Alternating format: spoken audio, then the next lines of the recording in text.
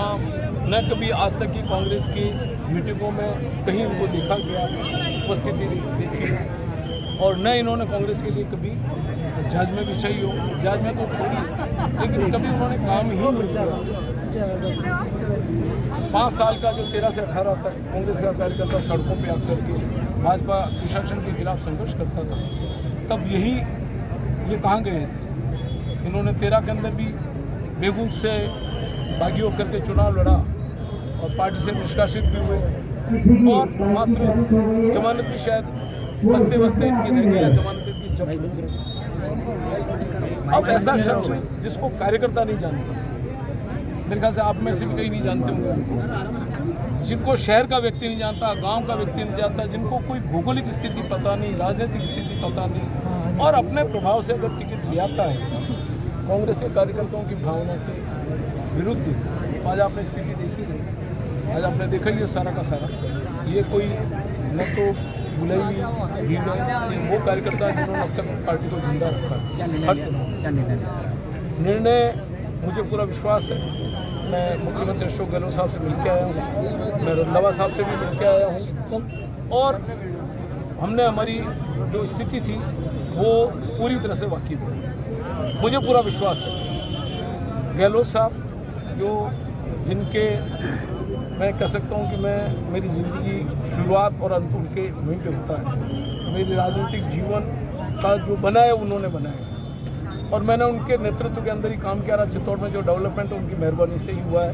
दोबारा हारने के बाद कौन अपने मुख्यमंत्री इतना देता है, लेकिन वो जानते हैं कि ये सही इशू उठाता है, सही काम करता, तो हमेशा उन्होंने जो भी प्रस्ताव दिए उनको मंजूरी दी। चित्तौड़ को उन्होंने संभाला भी सही है बराबर। उनको मालूम भी है कि चित्तौड़ के अंदर कार्यकर्ता बहुत मजबूत है, कांग्रेस के कार्यकर्ता। मुझे पूरी उम्मीद है कि जो 2 दिन का घटनाक्रम हुआ उससे मुख्यमंत्री जी पूरी तरह से अवेयर हैं, रंधावा साहब अवेयर हैं, हमारे प्रदेश अध्यक्ष डोटासरा साहब अवेयर हैं। निश्चित रूप से दिल्ली तक ये बात पहुंच चुकी है, और मुझे उम्मीद है कि दिल्ली वालों ने अगर कोई घटनाक्रम की जानकारी ली होगी तो निश्चित रूप से जो यहाँ के पार्टी के कार्यकर्ताओं का, क्यों अभी टिकट घोषित नहीं हुआ है, लेकिन वो बराबर कहे जा रहे हैं, तो कार्यकर्ताओं में थोड़ा गुस्सा आना स्वाभाविक है। मैं जयपुर था, जब पार्टी के कार्यकर्ताओं के वीडियो मैंने देखे, पार्टी कार्यकर्ताओं के मैंने SMS देखे कि हम आत्मदाह कर लेंगे। कोई कह रहा है 150 भूतपुरा के अंदर आए हम 150 लोग आत्मदाह कर लेंगे अगर आपका टिकट नहीं हुआ।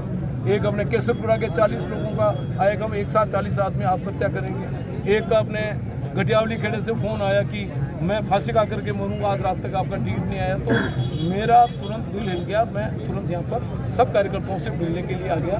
न तो इन कार्यकर्ताओं को कोई तैयारी थी, ये तो कल शाम की जो एक SMS डाला कि भाई वो आ रहे हैं और आपसे संवाद करेंगे, तो आज हज़ारों की संख्या में कार्यकर्ता आ गया। ये वही कार्यकर्ता जिन्होंने आज तक पोलिंग को संभाला है और पार्टी को इन्होंने संभाला है, संघर्ष इन्होंने ही किया है। अन्यथा क्या होगा? मैंने आपको कहा 6 तारीख, अब आपने देखा कि मुझे बोलने नहीं दिया गया। मैं बहुत कोशिश कर रहा था, क्योंकि मैं पार्टी लाइन का आदमी हूँ। मेरी उम्र जो है 69 साल हो गई है। मैंने कभी ज़िंदगी में कभी पार्टी के निर्देशों का और लोगों ने अवहेलना कर ली होगी, लेकिन मैं अक्षर पालन करने वाला व्यक्ति हूँ, अनुशासित व्यक्ति हूँ, और हमने चित्तौड़ के कार्यकर्ताओं को भी बहुत अनुशासित ही रखा है। पार्टी से कभी इन कार्यकर्ताओं ने कभी खिलाफत नहीं की। लेकिन ये विधानसभा का चुनाव, जब हम लोग एक पंचायत समिति वार्ड के अंदर भी कार्यकर्ताओं की भावनाओं के अनुरूप टिकट देते हैं, तो जब विधानसभा के अंदर ऐसा नाम आया, उससे आक्रोशित होना इनका वाजिब था। अब कार्यकर्ता से आगे न तो पार्टी है न मैं हूँ। हमारे राहुल गांधी जी भी ये कहते हैं जो कुछ है पार्टी के कार्यकर्ता है, और पार्टी के कार्यकर्ताओं से सारा संगठन पार्टी चलती है। भी मैंने इनसे निवेदन किया है, लेकिन मुझे बोलने नहीं दिया गया, नहीं आप बोलो। मैंने इनको निवेदन किया 6 तारीख को 1 बजे तक जो है हम लोग पार्टी के निर्णय का इंतज़ार करेंगे। उसके बाद जो पार्टी के कार्यकर्ता, ये आपने ऐलान कर ही दिया कि सब इकट्ठे होंगे, फिर वो जो निर्णय करेंगे। मुझे पार्टी के कार्यकर्ताओं ने जो हमेशा संभाला है, मैंने पार्टी के कार्यकर्ताओं को हमेशा संभाला है, और भविष्य में हमको कांग्रेस की सरकार जो है 2023 के अंदर बनानी है, और इस बार रिवाज बदलना है, और रिवाज बदल करके हमको बस कांग्रेस सरकार लानी है। नामांकन बढ़ने की बात भी आई सामने। नामांकन तो मैंने आपको कहा इंडियन नेशनल कांग्रेस से करूंगा। 6 तारीख को 1 बजे तक पूरा इंतज़ार रहेगा, और 6 तारीख 1 बजे के बाद पार्टी के कार्यकर्ता इकट्ठे होकर के जो निर्णय करेंगे उस निर्णय के साथ मुझे रहना है, ये मैंने उनको निवेदन कर दिया।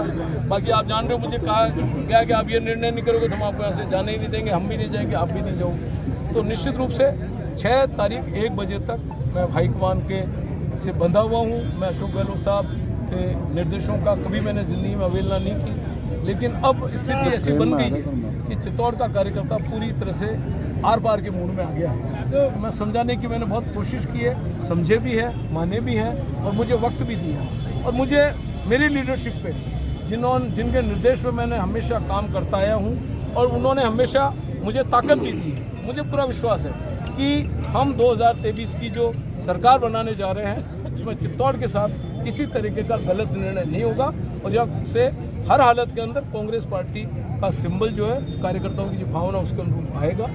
और उसके बाद भी अगर नहीं होता कोई निर्णय तो 3 बजे तक हमारा आखिरी है नॉमिनेशन का, हम इंतज़ार करेंगे 1 बजे तक। 1 बजे के बाद अगर नहीं आता है तो फिर जैसा पार्टी का कार्यकर्ता कहेगा वैसा हमको निर्णय करना है। 1 बजे के बाद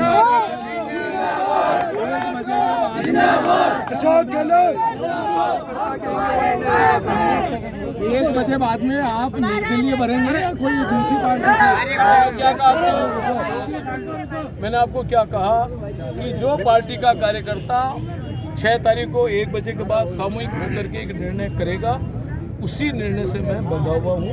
ये आज की सभा से जो है निष्कर्ष निकल करके आया।